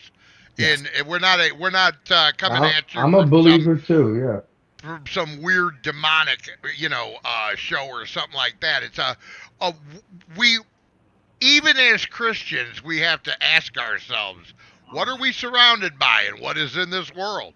I'm a curious cat. Well, the comment by Coven Warlock, if you want to put that up, how it says if you believe in God and Jesus, you're not supposed to believe in that stuff. It's not that we believe in it, that we're worshiping, but it does talk in the Bible about unclean spirits, and it does give a couple stories of Jesus Christ was an exorcist. He was, yeah. It's not so much believing in it as it is acknowledging that it exists. We're not saying that we believe in it. We're worshiping it. Believing in it and believing it and participating in it are two different things. But believing in the fact that it exists, yes. Yeah. Believing in it it would be my choice of a religious following. No, that's absolutely not. Right. Yeah.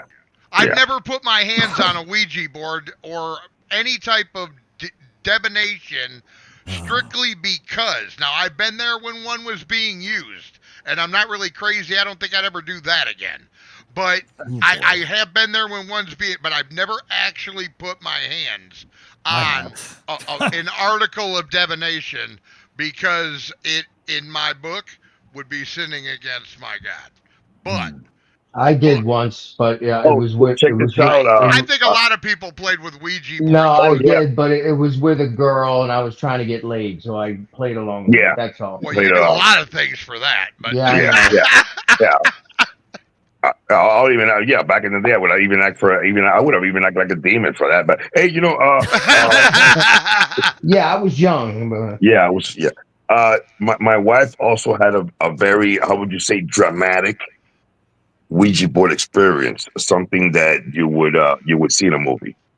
Believe it or not. I actually Me was too. around when I've had a couple of different weird things go down, and we'll save those for another show. But because Yeah, I've yeah. got only so many experiences, I got to be honest. I think I've only had 3 to 4 real, other than like seeing stuff in my house when I was younger, actual experiences in all the time that I've been studying this, going out ghost hunting houses, things of that nature, where I really can pin it down and say, yeah, I'm pretty sure I believe now that there's really hinky shit going on in the world that I can't explain.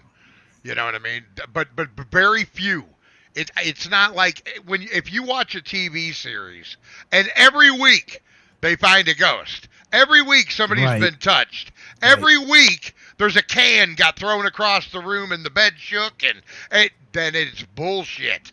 Because I'm going to tell you, as someone, a paranormal researcher for the past 30 years or longer, again, 3 to 4 incidences of things that I was like, whoa, that's undeniable. That's Well, undeniable. I messed with stuff when I was a kid and got the fright of my life. And what the only reoccurring theme I've had a problem with in this building, because the building that I live in used to be a morgue, like way back in the like 1880s or whatever, is waking up with scratches that I can't explain all over my face, my back, everything. I know that sounds a little, Yeah. rambunctious, but No. it's creepy. Look at Angel's last comment. I remember that, Angel. Wait. Oh boy. Let me see. What does it say? I once showed a Ouija board joke, and I was tar and feathered. So I have you all beat. I remember it. But yeah, I've been around Ouija boards when they were being worked. And I have had some pretty weird experiences that way.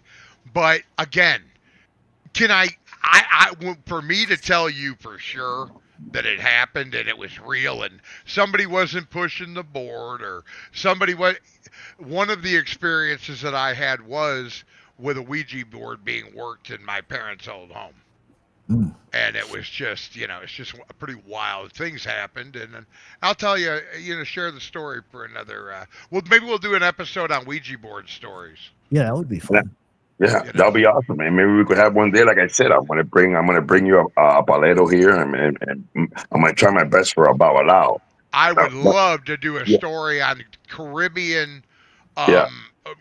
Things of that nature, like the Bermuda Triangle and voodoo and all of that whole thing.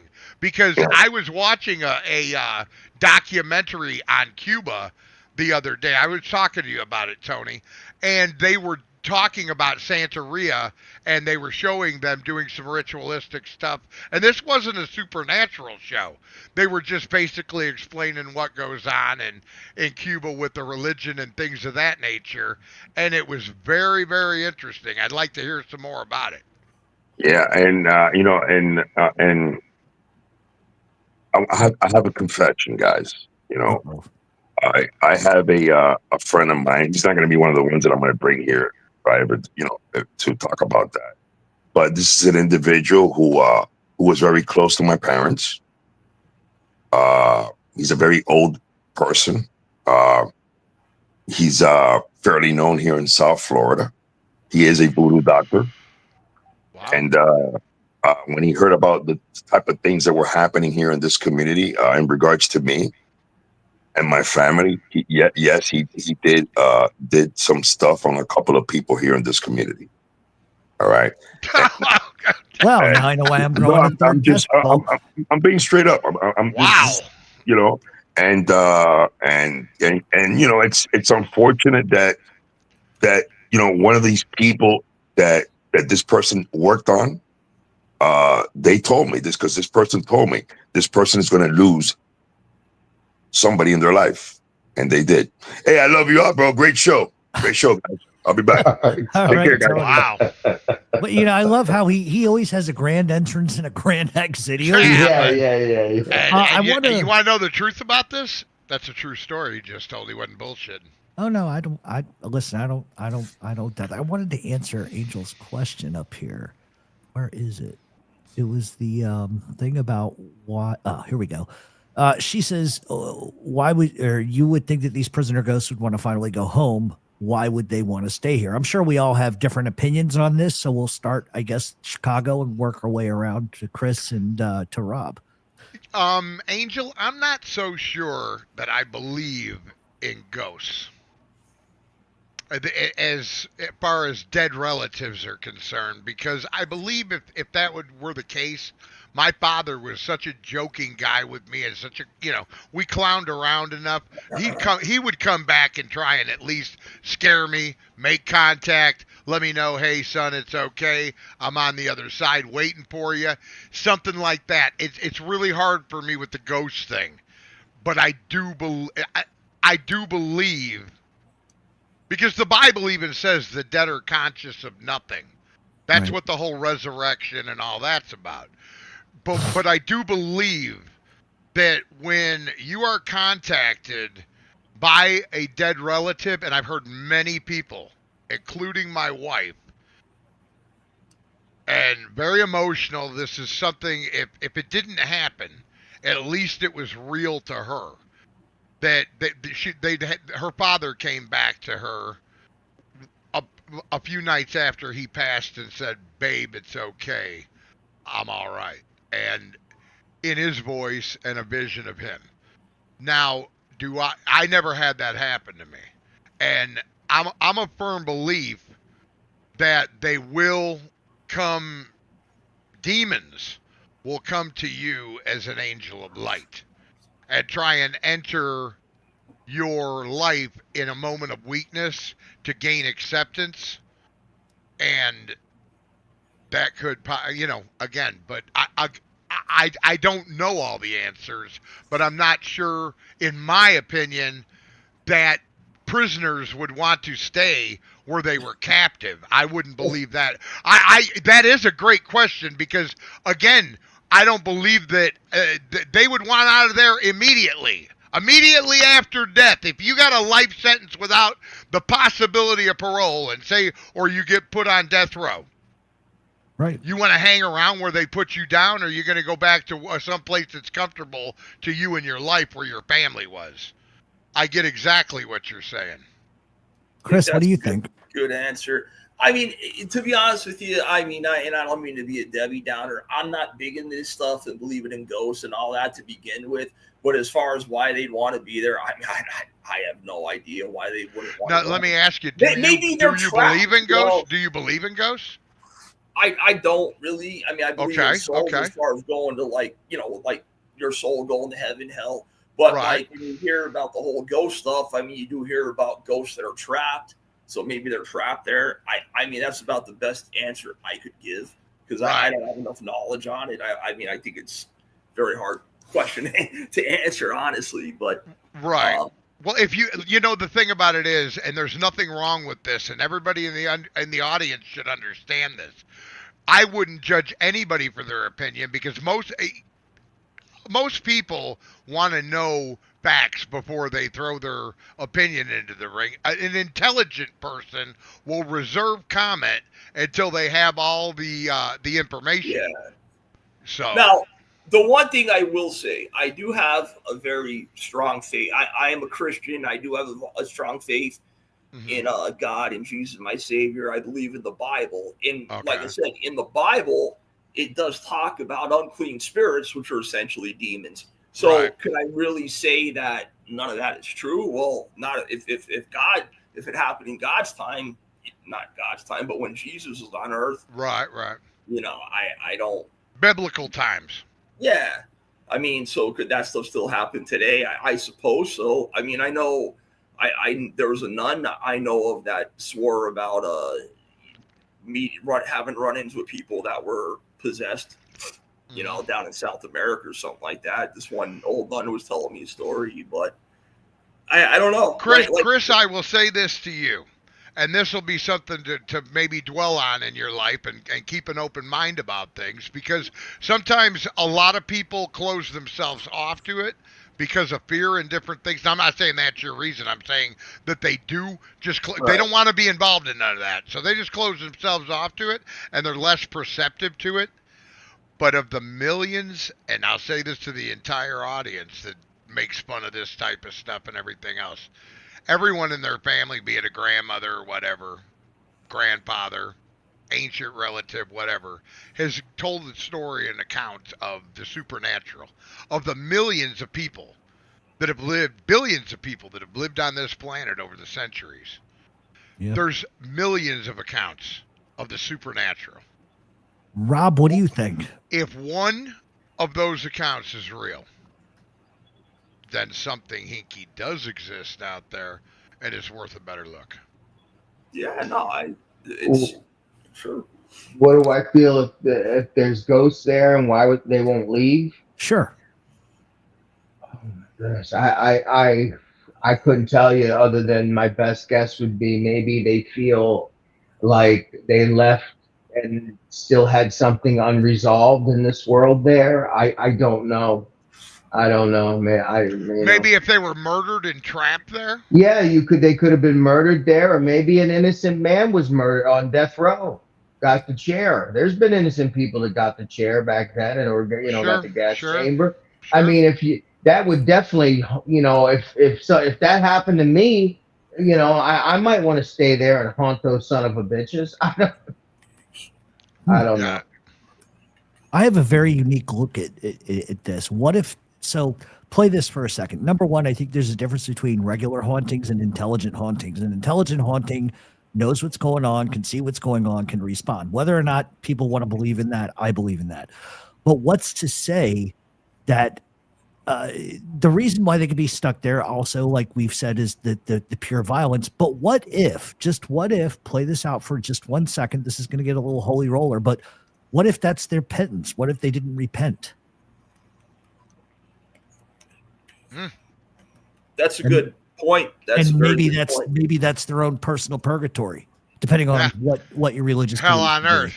Right, correct. And they're stuck there because, granted, they God sees all, knows all. He knows what's in your heart, right? What if these people just didn't change? And he says, okay, well, then you're just going to stay there and live in that misery for 100 years or whatever the case may be. Or like the old voodoo priest from the Dawn of the Dead said, when there's no more room in hell, the dead will walk the earth. Yeah. Yeah. I mean, you think John Wayne Gacy's getting out anytime soon? I don't. You know what I mean? No. Another house that was bulldozed. I was going to say, I was just getting ready to I grew up about 3 miles from him. So quick question. We've got about 15 minutes left, and I just wanted to ask a question. If anybody in the chat has watched the Netflix series on Ed Gein, and there's a reason why I'm asking this question. I haven't. I have not watched it yet, no. Okay, I have, and it was absolutely horrible. I like Charlie Hunnam. I think he's a great actor, and I think I had a hard time with the Ed Gein high falsetto voice. That was a little weird to me. Mm-hmm. And they really sort of tried to... I think they tried to tier the story along with Psycho and the film and everything like that. But the reason why I'm asking is because I have his confession in paperwork, and it is the wildest thing I've ever seen in my life. Like, there are nuts, and then there are nuts. There's nuts, and then there's Ed Gein. It was featured on that movie, on that series. About the FBI profilers. The ones that they do the interview with Ed Gein, they do the Son of Sam, and they do the reenactments of what they said and how they acted. and I saw like halfway through the first episode of the Ed Gein, and I really wasn't impressed by it. Honestly. Yeah, that entire story has morphed multiple horror films. Crowley and Hubbard never met. Get your facts straight, Harry. My facts are straight. You might want to look it up, son. They were roommates, and that's a clown. Ban him. Yeah, look it up, buddy. I forgot more about this subject than you'll ever know, so scooch along, kid. Yeah, I think it takes a real interesting psycho. And I will say this on this show tonight, you don't need to bother. We're going to have enough mods to go ahead and take care of any trolls that come in here, so the circus is missing its clown. Go ahead. Bye. Trolls don't have a chance tonight, man. No, we got a hit team in here, and we're gonna have an even bigger one next week. Some people were blocked. That's crazy. That was all Carlos. We had a good time for our first show, man. Sat here and spit the occult for what, an hour and 50 minutes so far, guys. And I will say that for first show, like, I was on buddies with Jeff and talked to him. I think, Jeff, you and Chicago Muscle work well together. You feed off each other well. You click well together. I think so, too.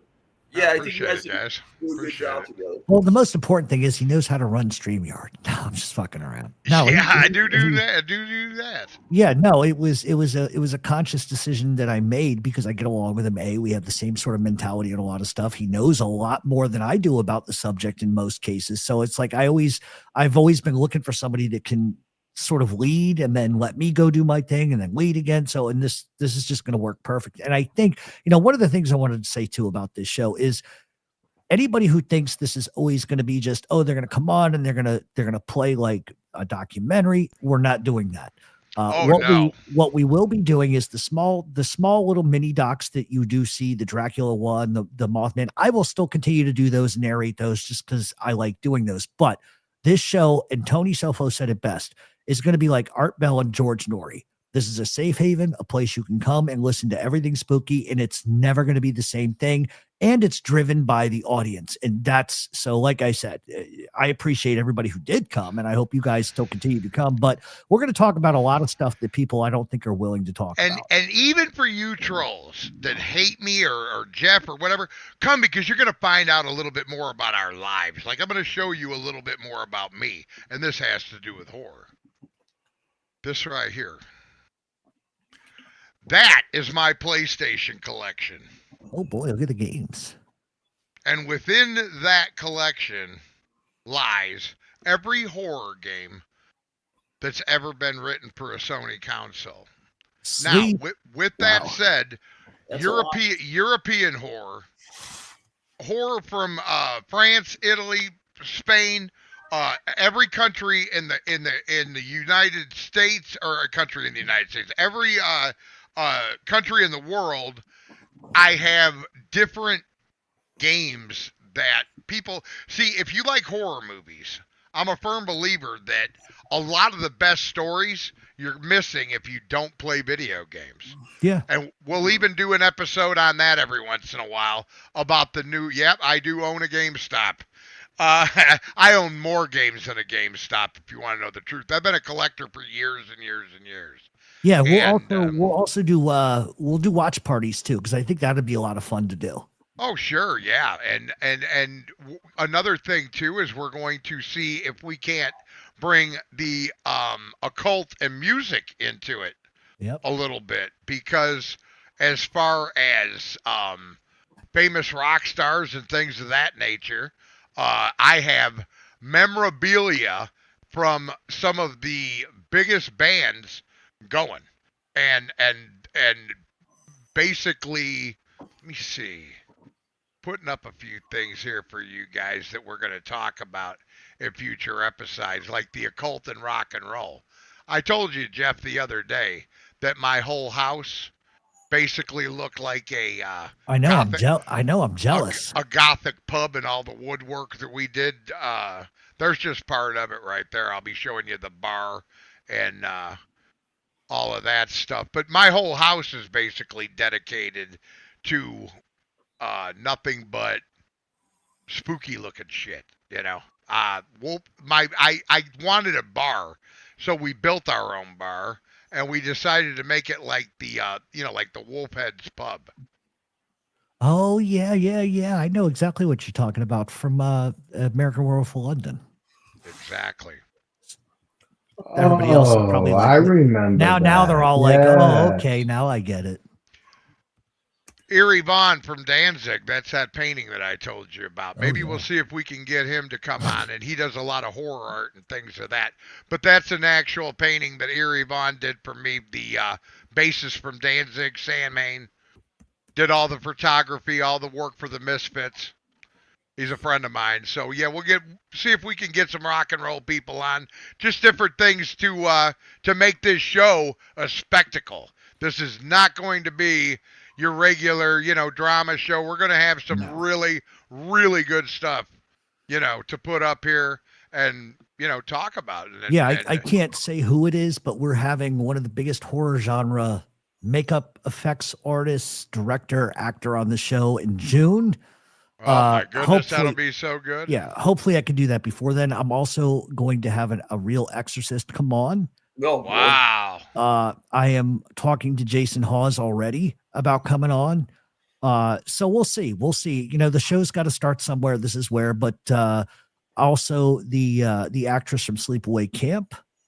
Wow. So great movie. Yeah, so we've got some stuff going on, but it's like anything else. They want to see the first show you do. I'm going to tell you something right now. If we have the actress from Sleepaway Camp, we have definitely got to have our mods on there because Shug will be going crazy if we have her on. Have you ever been to Thailand? Oh yeah! Oh my God! I seen that movie. It was oh my God! I'll never forget it. The La Banda. Yeah. There's a lot of different people that I'm trying to get. It's just when you're just starting a show, they kind of want to see which way you're going to go. I don't know who this person is, guys. So hold on a minute. Hello. Hey. Do you hear me? Is it Jack Ripper? I don't. Hey, how's it going? What's up? Nothing much. You guys asked earlier in the chat if anyone's seen ghosts. Or had paranormal experiences. Yes, I have. I figured I would just share a quick one before the show ends, if that's all right. Yeah, absolutely. Where I grew up, there were Native Americans all over, like any other place in America. Supposedly, my home was on an Indian burial ground whenever I was a kid. I took my brother's room when he moved out, and I left a lot of the decorations and stuff the same. Because I used to hang out in there and play Nintendo 64, PlayStation and stuff like that in there. And I just felt comfortable there. He was into new age stuff like incense and psychedelics before he left. And it was upstairs, the bedroom. And I remember him playing guitar a lot. And he knows what, anyways, he had this centerpiece kind of picture on the wall that he kept above his TV. That was there for a long time. It was there for a whole decade. As long as I could remember, I hadn't ever seen it come down.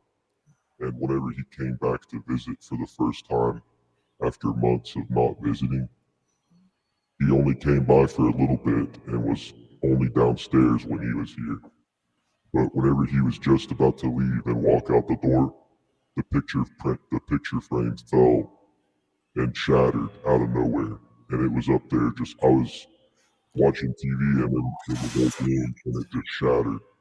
And I felt this weird energy in the room, and he came upstairs to see what happened, and the energy just changed instantly.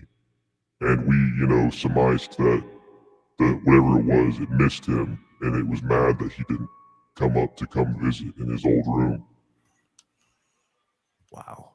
That's interesting, man. And knowing you, Jack, I know you don't tell stories, brother. So it's always interesting to hear a story from someone you find credible. Absolutely. And it was a pretty haunted house, I believe, because my siblings had other stuff happen, especially in the basement. And how basements sometimes they have that weird feeling, but this one there was an inherently odd feeling in it. And my sister got my grandma's sort of intuition that some women have. and she had these nightmares about a woman getting put in the fireplace or something like that. Wow. That's pretty tripped out. I'd love to hear, a full detail of this story. Yeah, me too. Feel free to come on anytime. Yeah. Oh, I appreciate it, guys. Next time we come up, yeah, definitely. I'd like to hear maybe a little bit more about this because when you get to hear news stories, everybody gets to hear about the haunting and right. And all the Warrens cases and everything else. But when you get to hear stories of people that you know from the internet or things or you spent time around and they share them, it's something totally new. So yeah, definitely come back. I'm glad I could share that with you guys and you enjoyed it. But I'll let you guys go ahead and get to the toward the end of your show. So I'll let you kind of take care of it. Absolute huge surprise, and we appreciate your support, thank brother. you very much. Thank you, brother. Oh yeah, I'm looking forward to watching the rest of the episodes that are to come. Yeah, we're gonna do it. We're gonna do it the best we can, bro. Nice. All right. Well, Jeff, was that the infamous Jack D. Ripper? That is Jack D. Ripper, my brother. So here's why me and Jack have been friends for a long time. We've coordinated on movies together and all those little things that we do on the other side of this broadcast. So here's why he threw me off. Ready? Listen. So how's everybody doing tonight? He threw me off when he had that because I was like, what the fuck? I thought it was a joke, but I learned something new. You can go in and actually turn the mic and the echo off so it's more clear. So there we go. There we go. So listen, before we wrap up tonight, I wanted to thank everybody out, obviously, for coming out. Chris, Rob, everybody who showed up on the panel. Jack D, thank you very much. Chicago, it's always a pleasure. You know that. Angel Gotti, thank you very much for advertising the show. We probably would have had 3 people here if it wasn't for you. Yes, but I would like everybody to stick around for the end so you can hear our theme song. And we will be back next Saturday, same time, same bat channel with more spooky stuff. Chris and Stone Sailor, you brothers, support. We appreciate you. Again, Chris, good meeting you, bro. Yeah, you too, Chicago. You guys got a good show. I'll be around. All right, buddy. Appreciate you, bro. Thanks for supporting us tonight. And all right, I'm going to go ahead and hit that end Carol button. Mahale, everybody, you guys drop your links to your channels. Yes, so, please. This is one big happy family, and we're going to treat each other as such, and we're going to support each other, and we're going to do good. All right, I'm going to hit that end button. Let's see what everybody thinks of our outro music. Ready? Good night, everybody.